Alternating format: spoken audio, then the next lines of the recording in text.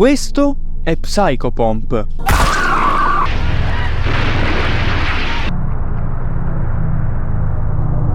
E sapete cosa? Mi ha fatto cagare addosso, più del remake di Silent Hill 2. Ma perché? Perché un giochino indie horror gratuito che ho trovato su Steam completamente a caso è riuscito a farmi più paura del remake AAA di una delle saghe horror più importanti di sempre? Beh, lasciate che vi presenti Vena.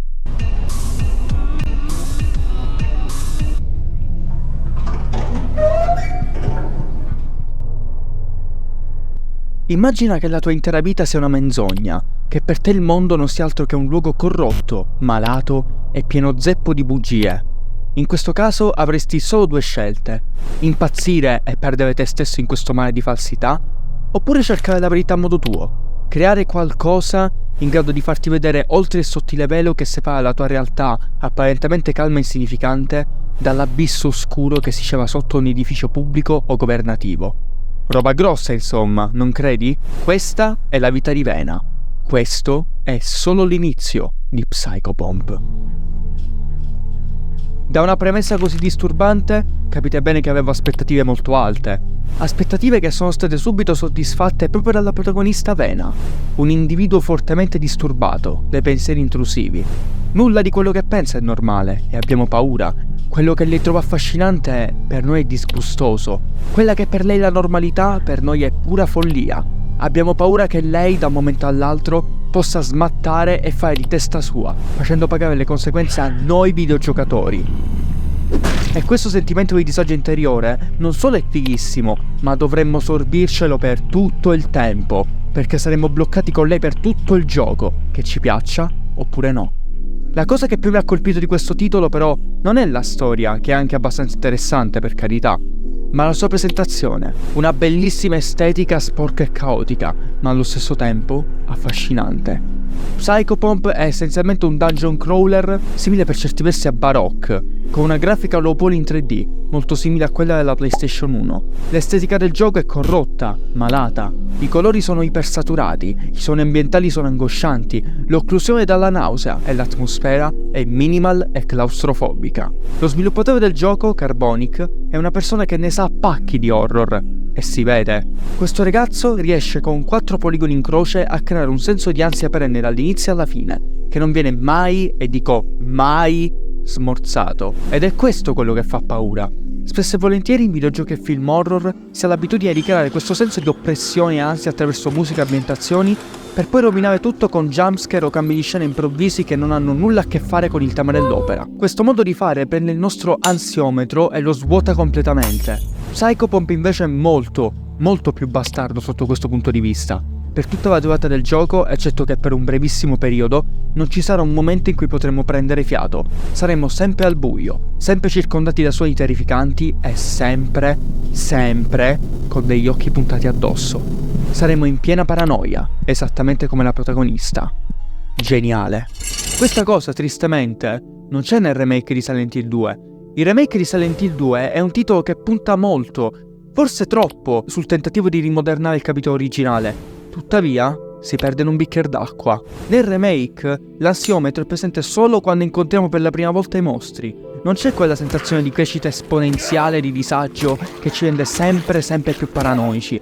È tutto diventato un semplicissimo loop di atmosfera minacciosa, jumpscare, mostro, combattimento, ripeti. E no ragazzi, non penso di avere la memoria offuscata dalla nostalgia quando dico ste robe, anche perché Silent Hill 2 l'ho rigiocato praticamente l'altro ieri attraverso la Enhanced Edition per PC. Excuse me, Il taglio moderno del remake ammazza completamente qualsiasi sensazione di ansia crescente nel videogiocatore. Perché nell'originale provavo una sensazione di angoscia tremenda nel vedere l'hotel Lakeview nella sua forma distorta, mentre nel remake mi sembra di star camminando per i corridoi di un semplice edificio infestato in stile Resident Evil? Perché incontrare un mostro non è più un'esperienza traumatica e da evitare, ma anzi è quasi divertente? Dopotutto il combat system del remake è molto più dinamico ed eccitante dell'originale. Forse gli sviluppatori avevano paura di spingersi un po' troppo in là, o forse una formula alla Resident Evil 2 viene vista dall'industria come un qualcosa di vincente a prescindere. Non lo so.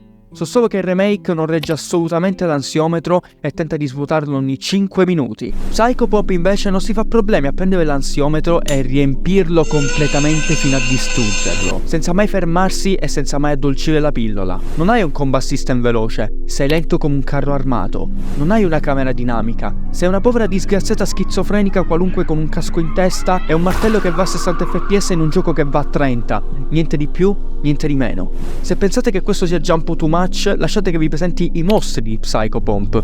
Questi mostri, a differenza di molti altri titoli horror che hanno quasi sempre zombie, fantasmi o demoni, giocano molto sul fattore Uncanny Valley. Ciò che vediamo non è proprio distaccato dalla realtà, è un qualcosa di comune, che vediamo spesso nel corso della nostra vita, ma che viene completamente alterato per il puro gusto di metterci a disagio. I fiori presenti nel primo livello, le fogne, fanno paura perché hanno un'estetica tutto sommato graziosa, ma che cozza completamente con la loro personalità. Hanno una faccia kawaii, sono sorridenti e con dei bellissimi occhioni, ma sono attaccati allo stelo di un fiore gigante con rovi enormi che vengono usati come tentacoli. E fanno assolutamente schifo, ragazzi. Il gioco ce li descrive sia attraverso i loro stessi dialoghi, sia attraverso le testimonianze di altri NPC. Sono dei parassiti che uccidono e torturano le povere creature che incontrano sul loro cammino per puro divertimento, alterando pesantemente l'ecosistema. Questi cosi schifosi vengono creati da una regina che per riprodursi ed espandersi si nutre degli scarti che noi umani produciamo e che poi finiscono nelle fogne. Che schifo. Non vi nascondo che alla mia prima run su Psychopomp il mio cervello si rifiutava categoricamente di avvicinarsi al faccione della regina dei fiori. In quel momento, a mezzanotte esatta, nella mia stanza al buio e con le cuffie, avevo una paura della Madonna. Avevo paura che avvicinandomi troppo quel semplice ammasso di poligoni bruttino cominciasse a contorcersi, cambiare improvvisamente aspetto e diventare un essere mostruoso che mi avrebbe senza ombra di dubbio divorato. Questo effetto di disgusto e disagio, come ho detto prima, si chiama Uncanny Valley. È qualcosa che abbiamo già visto nella nostra vita. Riusciamo effettivamente a dargli un significato, ma il nostro cervello si stressa e inizia a bombardarci di campanelli di allarme. Perché qualcosa in quella forma, in quell'oggetto, in quella creatura, è tremendamente sbagliato. Uno dei miei nemici preferiti di Psychopomp, sia a livello di design che a livello di presentazione, è l'infermiera del terzo livello, l'ospedale. Ha un aspetto orribile, è una specie di umanoide dalla pelle liscia come la seta che può essere asciutta o ricoperta da un piccolo strato simile alla bava, con un buco enorme al centro della faccia e un cappellino da infermiera. Questo mostro, oltre a ricordarmi le infermiere di Silent Hill 2 che ancora oggi mi fanno venire la pelle d'oca, mi fa paura non perché è un mostro, ma perché non si comporta come tale. Le infermiere rimangono lì e ci fissano, da lontano, interessate. Non ci attaccano, anzi, sono gentili, incredibilmente gentili, ma la loro descrizione, i loro sospiri, il loro essere così dolci e, diciamocelo, inopportune, fa impazzire il nostro cervello. Perché noi sappiamo che quello è un mostro, sappiamo che quella cosa è orribile, ma non riceviamo nessun feedback. Quella roba non si comporta da mostro e noi impazziamo. Ci facciamo tutto l'ospedale in piena paranoia. Noi sappiamo che le infermiere sono programmate solo per essere degli NPC e non possono attaccarci, ma il nostro cervello si rifiuta categoricamente di credere a questa idiozia. Non riusciamo ad accettarlo. Ecco perché fa così paura. Il potere dell'immaginazione funziona molto, molto bene in queste situazioni. La nostra creatività ha il potere di tappare l'assenza di informazione derivata dai modelli low poly del gioco e di trasformare il tutto in un vero e proprio incubo. Perché le infermiere hanno quel buco enorme? È il loro occhio o la loro bocca? Cosa hanno lì sulla schiena? È per caso la loro spina dorsale? Perché sento questi suoni? C'è per caso qualcuno dietro di me? A mio parere questa formula è geniale. E ritorniamo sempre allo stesso concetto che vi ho spiegato anche nel video precedente. Less is more. In questo caso specifico, meno informazioni visive da una persona, più la sua fantasia e la sua creatività si metterà in moto per tappare quel buco. E fidatevi, nella maggior parte dei casi, ciò che pensiamo per tappare quel buco fa 1000 volte più paura di qualsiasi videogioco horror. Psychopomp, oltre a essere bello e funzionale a livello estetico, ha una serie di messaggi di fondo veramente terrificanti, che per carità, magari possono sfuggire al giocatore più casual, ma il giocatore abituato alla narrativa, che cerca una storia profonda all'interno di ogni singolo titolo, può avere pane per i suoi denti. La storia di Vena, oltre a essere piena zeppa di riferimenti alchemici e nichilistici, nasconde anche una critica feroce verso molti lati della società moderna. Nel secondo livello, ad esempio, c'è a mio parere una delle sequenze più angoscianti e schifose che io abbia mai visto in un videogioco horror. Immaginate di essere nei panni di Vena, di scendere attraverso un semplicissimo ascensore presente in un corridoio di una scuola pubblica che sprizza PT da tutti i pori e ritrovarvi improvvisamente in un'enorme fabbrica automatizzata, dove i lavoratori dei vicini schifosi rapiscono e uccidono bambini innocenti, trasformandoli in carburante che va poi a tenere forzatamente in vita un automa, che è pienamente conscio della crudeltà di queste azioni, ma che non può fare a meno di accettare questo sacrificio e continuare a mantenere in vita la fabbrica, insieme a questo ingranaggio malato. Al nostro arrivo, l'automa ci chiede solo una cosa: vuole morire. Vuole porre fine non solo alla sua eterna sofferenza e schiavitù, ma alla sofferenza di tutte le povere anime innocenti che vengono uccise al solo scopo di alimentare una forma di capitalismo malato e senza senso. Ragazzi, questa roba è orribile. Non vi faccio nemmeno immaginare come io mi sia potuto sentire quando, esplorando la fabbrica, mi sono imbattuto in una fornace e avvicinandomi sono riuscito a sentire le urla dei bambini che venivano bruciati per alimentare le macchine.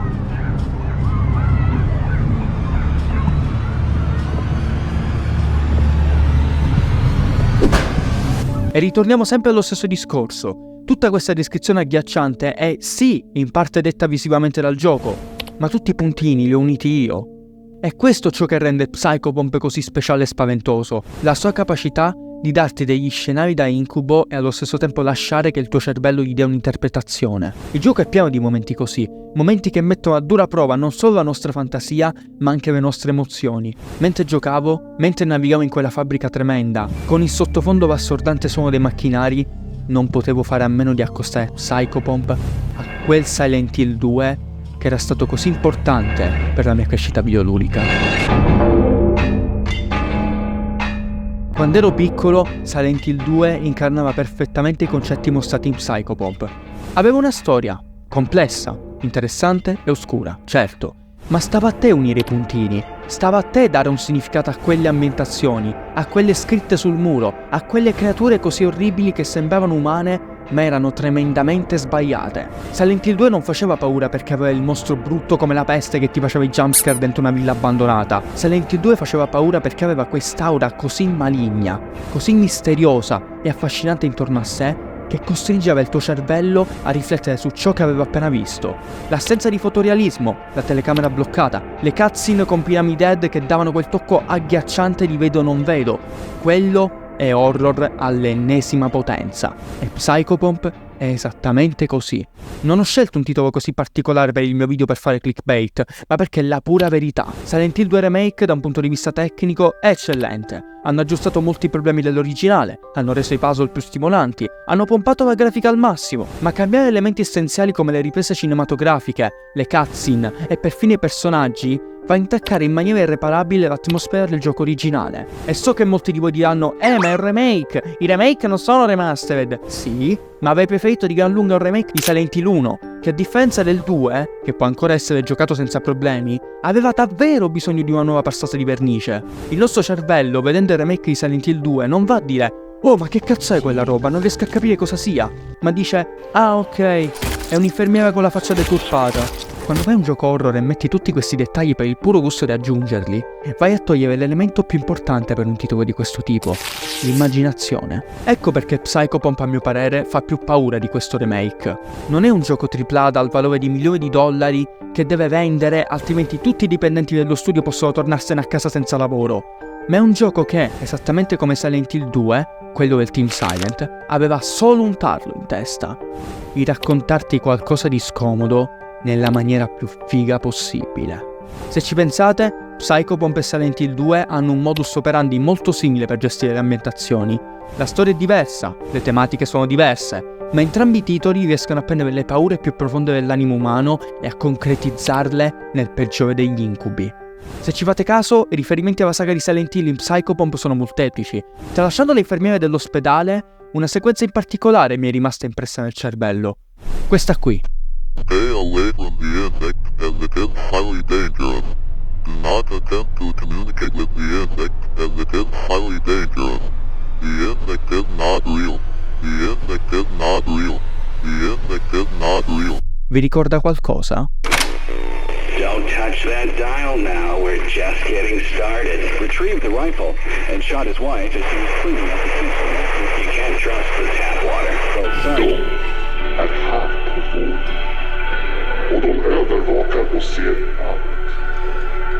Lita ej på mig. Lita ej på polisen. De är redan kontrollerade av dem. Look behind you. I said, look behind you. Like you're sensing some... Il gioco è pieno di citazioni a questa saga. L'eredità di Silent Hill è innegabile e a mio parere Psychopomp prende il meglio di questa saga e lo traspone nella sua visione personale. Il gioco spesso e volentieri ama metterci i bastoni tra le ruote, facendoci credere cose che in realtà non significano nulla. Sono solo spettri, cose terrificanti che rimangono nella nostra immaginazione. Questa è la forza di Psychopomp. Se sei un artista che deve raccontare una storia particolare che emozioni il giocatore e lo faccia seriamente riflettere sulla vita e su tutto ciò che gli sta intorno, non puoi castrare l'immaginazione. L'immaginazione, soprattutto in un videogioco horror, batte sempre, e dico sempre, qualsiasi graficone AAA. Non voglio spoilerarvi la trama di Psychopomp, sarei un mostro se lo facessi. Vi rovinerei l'esperienza. Vi dico solo che se un gioco riesce a farmi sentire a disagio per una cazzo di texture appiccicata sul cielo che raffigura un occhio gigante che sembra osservare i recessi più profondi della mia anima, beh, a mio parere è un bel gioco. Detto questo, l'unica cosa che mi resta da fare adesso è scortarvi all'uscita di questa menzogna e farvi toccare con mano quel sottile strato che separa il mondo degli spettri da quello reale.